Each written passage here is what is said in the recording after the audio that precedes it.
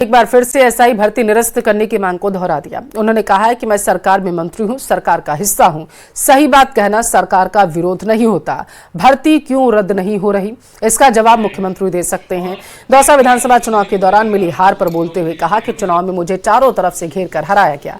दरअसल किरोड़ी लाल मीणा स्वामित्व योजना के तहत कार्यक्रम में शिरकत करने के लिए अलवर पहुंचे थे।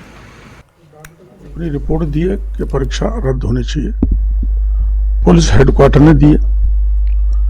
एडवोकेट जनरल ने भी अपनी राय दे दी कि रद्द होनी चाहिए और कैबिनेट सब कमेटी ने भी कह दिया रद्द होनी चाहिए। और हाईकोर्ट का मनसा आपको ध्यान है, हाईकोर्ट भी एक तरह से ये चाहता है कि अगर इतने निकम्मे थानेदार बन के चले जाएंगे तो लॉ एंड ऑर्डर की स्थिति क्या होगी। पर ये तो तय मुख्यमंत्री जी करेंगे। केंद्रीय कानून मंत्री अर्जुना मेघवाल ने इंडिया गठबंधन पर हमला बोलते हुए कहा कि यह गठबंधन केवल राजनीतिक कारणों से बना था। इनका कोई मेल ही नहीं था, केवल साथ दिखते थे। ये केवल ठग बंधन था। वहीं उन्होंने भाजपा के संकल्प पत्र पर अरविंद केजरीवाल की टिप्पणी पर पलटवार करते हुए कहा कि वेलफेयर स्टेट में सशक्तिकरण का विषय होता है। भाजपा अपने घोषणा पत्र के जरिए सभी वर्गों को सशक्तिकरण का काम कर रही है, क्योंकि समाज में समानता लाने की दिशा में यह बढ़ता कदम है। कि जो इंडी गठबंधन बना ना, वो राजनीतिक कारणों से बना था। कोई विचारधारा का मेल तो उनका था नहीं। हालांकि पंजाब में ये लोकसभा चुनाव भी अलग ही लड़ रहे थे, लेकिन ये दिखते थे एक जगह, कई जगह साथ में भी मीटिंगों में दिखे। अब इस बार केजरीवाल जी की जो पोल खुली है उसमें ये भी सामने आ गया। हालांकि अब इनके किस तरह से ये चुनाव लड़ रहे हैं कांग्रेस पार्टी, वो तो वो जाने, उनका इंटरनल मामला है। लेकिन ये जो आप जैसे आपने सही कहा कि ये इसका मतलब ये गठजोड़ नहीं था, ये गठबंधन नहीं था, ये ठगबंधन था। राजस्थान सरकार के निर्देश पर माध्यमिक शिक्षा निदेशालय बीकानेर में प्रदेश के 235 सरकारी स्कूलों को मर्ज करने की तैयारी शुरू कर दी गई है। इन स्कूलों में अजमेर के 10 स्कूल शामिल हैं, जिसे लेकर अब कार्रवाई शुरू हो चुकी है। शिक्षा विभाग के अनुसार ये स्कूल वो हैं जिनमें या तो नामांकन कम है या फिर स्कूल की स्थिति खराब बनी हुई है, जिन्हें नजदीक के स्कूल में मर्ज किया जा रहा। इसमें अजमेर की राजकीय senior secondary school Sindhi Delhi gate को राजकीय गर्ल्स सीनियर सेकेंडरी स्कूल पुरानी मंडी में शिफ्ट किया जा रहा है। शिक्षा विभाग डीओ अनिल कुमार के मुताबिक इस स्कूल का कोटड़ा में नया भवन बनकर तैयार। ऐसे में स्कूल समन्वित करने को लेकर निदेशालय से निर्देश मिले और इसी प्रकार राजकीय girls senior secondary school central Holidanda को राजकीय सीनियर सेकेंडरी स्कूल दिलवाड़ा में शिफ्ट किया गया है।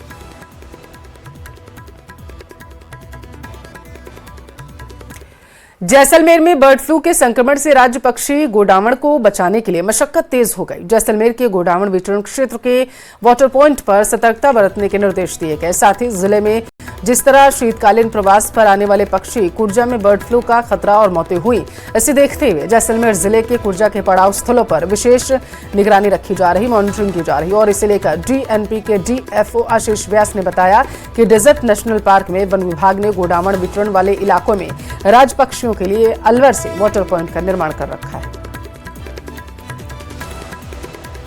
और विशेषकर गोडावण की सुरक्षा के लिए जो हमारे क्लोजर्स हैं और जो ब्रीडिंग सेंटर हैं, उनमें बाहरी व्यक्तियों का प्रवेश एकदम बंद कर दिया गया है। और जो इस ब्रीडिंग सेंटर में भी जो स्टाफ कार्यरत है, उनके भी प्रॉपर सैनिटाइजेशन के उपरांत ही उनको एंट्री दी जा रही है। और अगर किसी में किसी फ्लू के या किसी भी तरह के लक्षण हैं तो उनको एंट्री अंदर नहीं दी जा रही है। अलवर में चोरों के हौसले इतने बुलंद हैं कि सूने मकानों के साथ साथ मंदिरों को भी वो अपना निशाना बना रहे हैं। भादराजून थाना क्षेत्र के नौरवा गांव में चोरों ने एक साथ 3 सूने मकानों और मंदिर में चोरी की वारदात को अंजाम दिया है। चोर मंदिर से चांदी का एक छत्र आभूषण लेकर अफुचक्कर हो गए। चोरों की ये करतूत पासी में लगे सीसीटीवी में कैद हो गई। पुलिस अब इसी के आधार पर इनकी तलाश कर रही। दूसरी तरफ ग्रामीणों में दहशत का माहौल है। नौरवा गांव के ग्रामीणों का कहना है कि इस बार सर्दी के सीजन में अब तक 12 जगह पर चोरी की घटना हो चुकी, लेकिन अभी तक वारदात का खुलासा नहीं हुआ।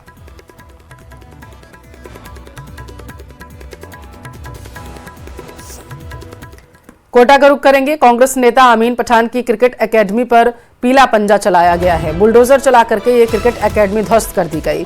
वन विभाग की भूमि पर बनी क्रिकेट एकेडमी को जमींदोज कर दिया गया। कुछ दिन पहले वन विभाग की टीम ने क्रिकेट पिच को खुद अपने कब्जे में कर लिया था। पुलिस के भारी जाब्ते की मौजूदगी में चल रही क्रिकेट एकेडमी पर यह कार्रवाई, ऐसी जानकारी सामने निकलकर आ पा रही है। तो बड़ी खबर आपके टेलीविजन स्क्रीन पर प्रथम दृष्टया जानकारी ये सामने निकलकर आ पाई है कि ये क्रिकेट एकेडमी जिस जमीन पर बनी थी वो वन विभाग की है। वन भूमि होने की वजह से बताया जा रहा है कि यहाँ पर प्रशासन का पीला पंजा चला।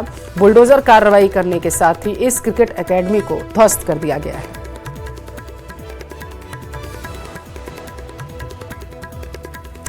अब खबर भाकरोटा अग्निकांड से जुड़ी हुई आप तक पहुंचाएंगे। हादसे वाला यू टर्न पॉइंट को बंद कर दिया गया है। हादसे की जांच के लिए बनी कमेटी की अनुशंसा पर इसे बंद किया गया। अजमेर हाईवे पर डीपीएस कट यू टर्न को बेहद ही खतरनाक माना गया। अग्निकांड से पहले भी यहां कई हादसे हो चुके थे। बता दें कि बीते शनिवार भी उसी जगह कोयले से भरा एक ट्रक पलट गया था। एनएचएआई के उच्चाधिकारियों की बैठक में भी यही फैसला था। एनएचएआई की इंटरनल कमेटी ने भी इसे खतरनाक माना था।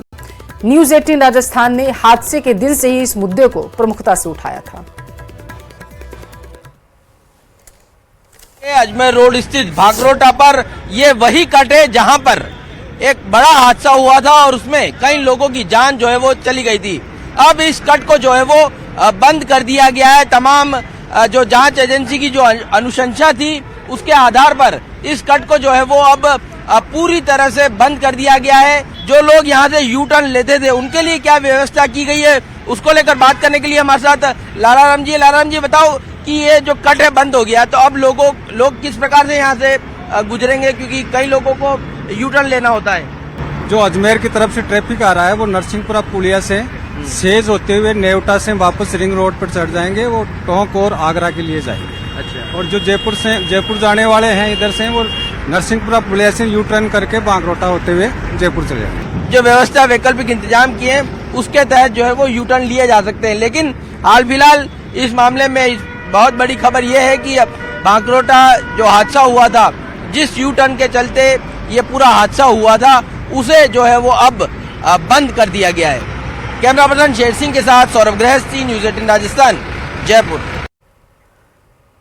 बाड़मेर का रुख करेंगे। बड़ी खबर है, भारत पाक सीमा पर हथियार पकड़ने के मामले से जुड़े में अपडेट आया है। आईजी जोधपुर विकास कुमार ने मामले में बड़ा खुलासा किया। पाकिस्तान से भारत में पहुंची थी हथियारों की खेप।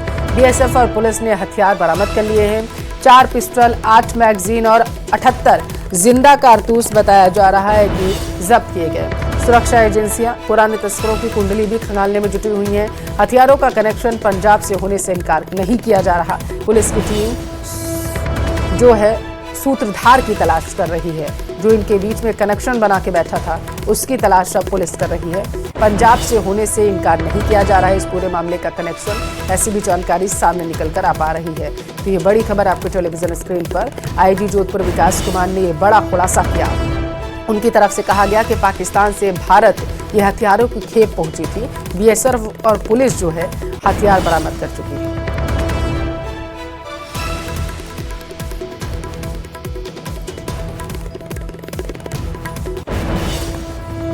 बाड़मेर का रुख करेंगे। 40,000 का इनामी बदमाश गिरफ्तार हो चुका है। बताया जा रहा है कि कुख्यात बदमाश प्रकाश को पुलिस ने गिरफ्तार किया।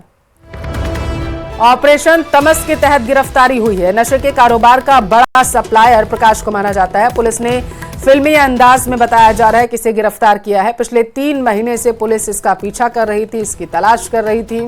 महाराष्ट्र और गुजरात में पुलिस ने छापेमार कार्रवाई भी की थी इसको पकड़ने के लिए। पुलिस ने गुजरात के नवसारी से इसे गिरफ्तार किया। आईजी जोधपुर विकास कुमार ने प्रेस कॉन्फ्रेंस में इस मामले की जानकारी दी। जोधपुर रेंज की साइक्लिंग टीम ने एक और बड़ी सफलता हासिल करते हुए राजस्थान के टॉप 25 में शुमार 40,000 के इनामी प्रकाश चाहर को बहुत जद्दोजहद के बाद गिरफ्तार करने में बड़ी सफलता अर्जित की है। यह अपराधी राज्य के टॉप 25 में शामिल है। टॉप 25 भगोड़ों में कुख्यात अपराधियों में शामिल है। इसकी गिरफ्तारी के लिए 40,000 रुपए का इनाम घोषित था। जो 6 सालों से फरार चल रहा था और अभी तक की जानकारी के अनुसार 4 जिलों में जालौर, सिरोही, जोधपुर कमिश्नरेट और बाड़मेर 4 जगह के मुकदमों में है। 94 करोड़ रुपए के संदिग्ध लेन देन के साक्ष्य प्राप्त हुए हैं।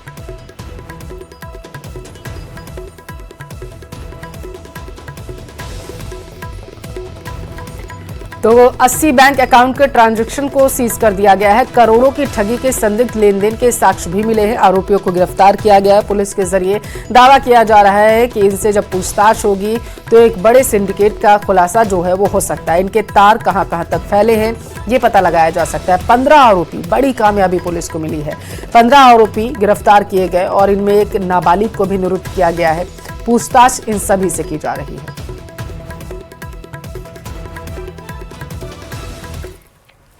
धौलपुर में डीएसटी टीम और नदनपुर थाना पुलिस ने मुखबिर की सूचना पर तिलौआ गांव के पास बड़ी कार्रवाई को अंजाम दिया। टीम ने 2 बाइक, 1 पिकअप गाड़ी से बड़ी मात्रा में विस्फोटक सामग्री को जब्त किया। कार्रवाई के दौरान पुलिस ने 3 आरोपियों को भी गिरफ्तार किया। आरोपी विस्फोटक सामग्री को खनन क्षेत्र में विस्फोट करने के लिए लेकर जा रहे थे। जैसलमेर की पीटीएम थाना इलाके के डिग्गा गांव के पास झाड़ियों में मिले पुराने बम का भारतीय सेना के बम निरोधक दस्ते ने निस्तारण कर दिया है। सेना के अधिकारियों ने वायर लगाकर रिमोट के द्वारा बम को तेज धमाके के साथ उड़ा दिया। इस दौरान तेज धमाका हुआ जो कई किलोमीटर तक सुनाई दिया। भारतीय सेना द्वारा बम का निस्तारण करने के बाद ग्रामीणों ने राहत की सांस ली है।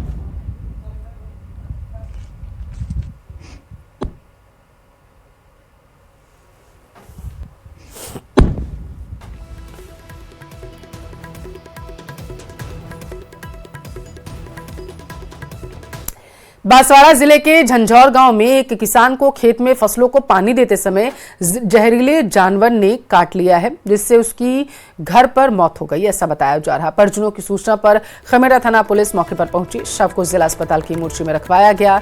बताया जा रहा है कि केशवलाल जहरीले जानवर के काटने से उनकी जान गई है। परिजनों की रिपोर्ट के अनुसार शव का पोस्टमार्टम कराकर उन्हें दे दिया गया।